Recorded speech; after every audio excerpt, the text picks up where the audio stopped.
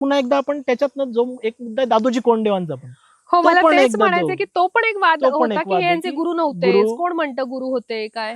आता तुम्ही 1646 मध्ये, हां. म्हणजे 1646 म्हणजे 1642 मध्ये हं, छत्रपती शिवाजी महाराजांचा जन्म 1630 ला, हं. तर 12 वर्षाचे असताना ते जवळपास पुण्याला आले.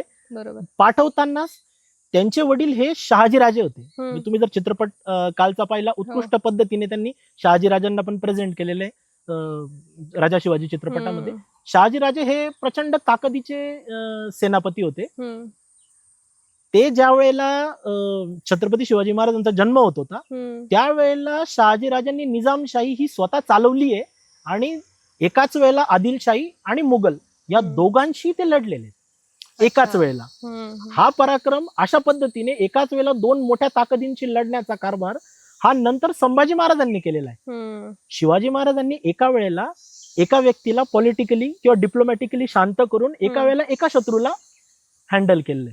हं, तसं तुम्ही शहाजीराजे आणि संभाजीराजे जर बघितले, छत्रपती संभाजीराजे, हं. त्या दोघांनी एकाच वेळेला अनेक शत्रू हँडल केले. तर मग आपण असंही नाही म्हणू शकत की छत्रपती शिवाजी महाराजांना गुरुची गरज होती. त्यांचे स्वतःचे वडील हे प्रचंड पॉवरफुल सरदार होते बरोबर. आणि त्यावेळेला त्यांनी बंगळूरमध्ये जहागीरदारी स्थापन केली होती. हं, त्याच्यात त्यांचे ज्येष्ठ पुत्र संभाजीराजे, ज्यांच्या नावावरनं छत्रपती संभाजी महाराजांना आपलं नाव पडलंय, म्हणजे हं. त्यांचं नाव घेतलं गेलं, ठेवलं गेलं.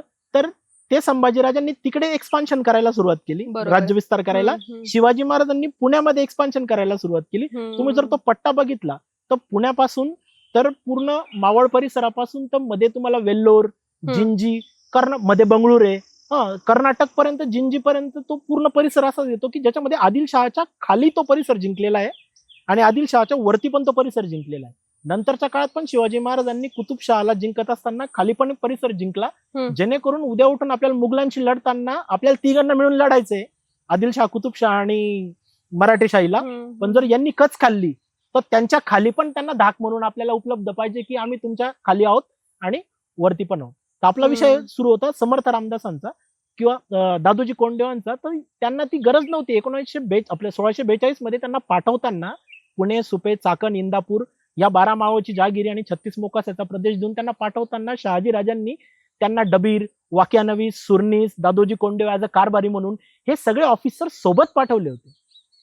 याचं बेस्ट एक्झाम्पल जर तुम्ही पाहिलं की शहाजीराजांचा काय प्रभाव होता आणि त्यांच्याच काय म्हणतो आपण त्याला मार्गदर्शनाखाली कारभार चालला. 1649 ला शहाजीराजांना अटक केली गेली आणि अटक केल्यानंतर तिकडे संभाजीराजांनी कंदर्पीचा किल्ला खाली करून दिला, इकडे शिवाजी महाराजांनी सिंहगड खाली करून दिला ताबडतोब, विदिन कुठल्याही प्रकारचं डिस्कशन नव्हतं. म्हणजे काय की याचा अर्थ शहाजीराजे अत्यंत महत्वाचे होते आणि शहाजीराजांच्या मार्गदर्शनाखाली ते चाललेलं होतं. आता तुम्हाला याचं एक्झाम्पल जर विजयनगरच्या साम्राज्यात बघायचं म्हटलं तर विजयनगरमध्ये पण आपल्याला लक्षात येईल की संगम डायनॅस्टी जी होती, त्याच्यानंतर सलवा तुलवा डायनॅस्टी ज्या दोन आल्यात, त्यांच्यामध्ये नरसा नायक नावाचा, त्यांच्या नरसा नायकांचे जे मुलं होते त्यांनी साम्राज्य स्थापन केलं. ते अशा काळात नरसा नायक होते की ज्या काळात त्यांना शक्य असून प्रचंड पॉवरफुल असून स्वतः गादीवर नाही बसता आलं. बरोबर. तर शहाजीराजांविषयी आपण असं म्हणूयात की ते एवढे पॉवरफुल होते की ते पण साम्राज्य निर्मिती करू शकत होते, त्यांनी चालवलीच होती निजामशाही. फक्त त्यांच्या काळातल्या परिस्थितीनुसार ते स्वतः गादीवरती नाही बसले. पण त्यांच्यानंतर त्यांचं कार्य छत्रपती शिवाजी महाराजांनी पूर्ण केलं. मग ज्यांचे वडीलच एवढे ताकदवान होते त्यांना आपण वेगळे गुरु शोधण्याची काय गरज आहे? त्यांचे वडीलच आहे. त्यांची राजमुद्रा सांगते आपल्याला. शहाजीचा पुत्र शिवाजी, याचं राज्य प्रतिपत चंद्र विश्ववंदिता जे म्हणतो आपण की चंद्रकलेनुसार वाढतंय. त्यात स्पष्ट म्हटलं की शहाजीचा पुत्र शिवाजी हे महत्वाचं आहे. 1646 ची राजमुद्रा आहे ती. 1646 मध्ये शिवाजी महाराज हे 16 वर्षांचे होते. 16व्या वर्षी जर राजमुद्रा तयार आहे तुमच्या स्वतंत्र राज्याची, याचा अर्थ 16व्या वर्षी राज्याचा प्लॅन तयार आहे वयाच्या. मग त्यासाठी दुसऱ्या कोणी दादोजी कोंडदेवांनी मार्गदर्शन केलं, त्याच्यानंतर समर्थ रामदासांनी मार्गदर्शन केलं, याची गरज नाही. झालं असं की छत्रपती शिवाजी महाराजांनी स्वराज्य मोठं केलं. समर्थ रामदासांनी पण अध्यात्माच्या क्षेत्रात आपलं नाव केलं आणि आपल्या आयुष्याच्या उत्तरार्धात त्या दोघही जणांना परस्परांचा परिचय हा चांगल्या प्रकारे झाला आणि तो झालेलाच असणार आहे, कारण त्यांनी पत्र लिहिलेत एकमेकांना, त्याच्या संदर्भात आले. परंतु बऱ्याच ठिकाणी स्पष्ट भेटीचा उल्लेख जो आहे तो आपल्याला दिसत नाही. तुम्ही जो मागचा प्रश्न विचारला होता कादंबरी आणि याच्यातला, तर आता जर कादंबरी श्रीमान योगी तुम्ही वाचली तर श्रीमान योगी मध्ये 5-6 प्रसंग असे आहेत की ज्याच्यात शिवाजी महाराजांची आणि समर्थ रामदासांची प्रत्यक्ष भेट दाखवलेली, अलंकारिक पद्धतीने दाखवलेली वर्णन करून. मला तेच छत्रपती- विचारायचंय हा. की म्हणजे आपला जो खरा इतिहास आणि आपल्यापर्यंत काही पुस्तकांच्या, कादंबऱ्यांच्या माध्यमातून, सिनेमांच्या माध्यमातून, पोवाड्यांच्या माध्यमातून, काव्यांच्या माध्यमातून पोहोचलेला इतिहास, हम्म. यात नेमकं काय तफावत आहे या दोन्ही इतिहासांमध्ये? बऱ्याच मोठ्या प्रमाणात ती कारण तफावत. तुम्ही एक वाक्य मला म्हणालेलं आठवतंय हम्म. की तुम्ही कादंबरीतनं म्हणजे जो इतिहास तुम्ही वाचता, जो स्टोरी टेलिंग असतो, तो कादंबरीचा इतिहास आहे. खरा इतिहास तुम्ही वाचू शकत नाही, वाचू शकत कारण नाही. त्याची भाषा खूप वृक्ष आहे. असते, ते खूप वृक्षपणे लिहिलेलं असतं. तो आपण वाचूच शकत नाही, म्हणून तो आपल्यापर्यंत हवा तसा तितका येत नाही. पोहोचत नाही. तर मला ते जाणून घ्यायला तुमच्याकडनं आवडेल. त्याचं एक्झाम्पल देताना समजा फरक कसा पडतो. हम्म. श्रीमान योगी लिहित असताना रणजित देसाईंनी नरहर कुरुंदकरांना त्याच्या प्रस्तावनेसाठी हो. माग आणि त्याच्यातलं त्यांनी एक वाक्य त्याच्यात मला त्यांनी वाक्य आवडलंय. वापरलं हो हो, की की मी- शिवाजी महाराजांना हा. तुम्ही, मी सॉरी इंटरप्ट हो. करते, पण मला ते वाक्य फार आवडलं की कशाला त्यांना देवत्वाला नेऊन बसवताय तुम्ही, हम्म. त्यामुळे त्याच्यातला माणूस तुम्ही ओळखत ओळखत नाहीये. नाही. तो खरं तर तुम्हाला ओळखण्याची आजची काळाची गरज आहे. ही इतकं सुंदर आणि समर्पक वाक्य आहे की आज हे प्रत्येकाने खरं तर जाणून घ्यायला हवं की आपण जे छत्रपती नाही म्हटलं म्हणून जो वाद करतो, त्यापेक्षा शिवाजी महाराजांमधला माणूस जर आपण जाणून घेतला तर आपल्याला खरं काळाची गरज ती तीच आहे. आपली खरी लढाई आहे actually. लढाई आहे ऍक्च्युली. हो. तर कादंबरीमध्ये त्यांनी जेव्हा नरहर कुरुंदकरांना प्रस्तावनेसाठी पत्र लिहिलं होतं, तर त्याच्यात त्यांनी जो उल्लेख केला होता की मी शिवचरित्र लिहिताना कथा, आख्यायिका, लोकप्रिय दंतकथा, हम्म. इतिहास सारच घेणार आहे.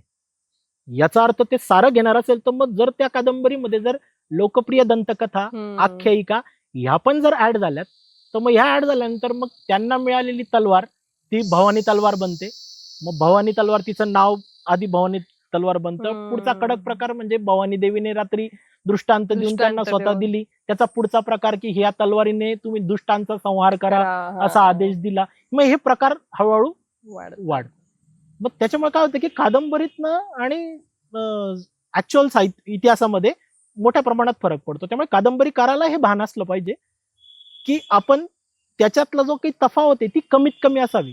काय कलात्मकता त्यांनी केली पाहिजे, कारण त्याशिवाय योग्य प्रकारे चरित्र पोचत पण नाही. सामान्य माणसाला समजून सांगण्याकरता समजा. कलात्मकतेची, सृजनशीलतेची गरज. गरज असते. परंतु ती जर अजेंडा घेऊन जर ते काम केलं गेलं, मी आधी ठरवणार की शिवाजी मला काय पोर्ट्रे करायचे आहेत महाराज, आणि नंतर मी लिखाणाला सुरुवात करणार, तर मग त्याची अडचण निर्माण होऊ शकते. तर त्या श्रीमान योगीमध्ये समर्थ रामदासांची शिवाजी महाराजांची 5-6 वेळा भेट झालेली दाखवलेली.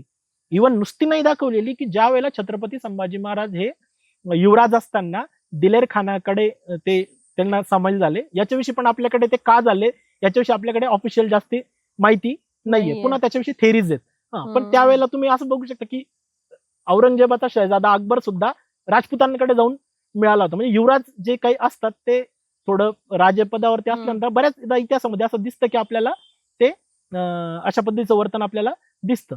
तर ते केल्यानंतर त्यांनी त्याच्यात दाखवताना असं दाखवलंय की समर्थ रामदासांनी शिवाजी महाराज जे दुःखी कष्टी असताना त्यांना खूप मोठा उपदेश केलेला आहे राज्यधर्माचा. आणि मग महाराज पुन्हा एकदा इन्स्पायर झालेत आणि पुन्हा एकदा त्यांनी मरगळ झटकून कामाला सुरुवात केलेली या पद्धतीची ती मांडणी आहे. आता त्या मांडणीवर जर विश्वास ठेवायचा म्हटला तर एखाद्या सामान्य व्यक्तीला तर हे कन्फर्म होऊ शकतं की हे समर्थ रामदासांच्या मार्गदर्शनानेच निर्माण झालेलं राज्य, पदोपदी त्यांचं मार्गदर्शन लाभत राहिलेलं होतं आणि त्यांनीच तो मार्ग आखून दिला होता.